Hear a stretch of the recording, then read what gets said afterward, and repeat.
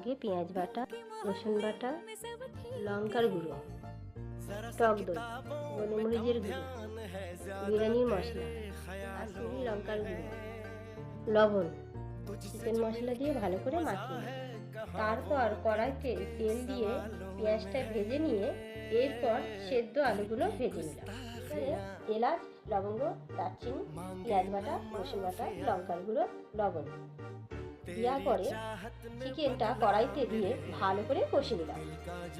জল ফোটানোর পর তেল, এলাচ, দারচিনি, লবঙ্গ দেওয়ার পরে রাইসের চালটা ঢেলে দিলাম। তারপরে ঘি, তেল, রাইস, তারপরে আলুটা দিয়ে দিলাম।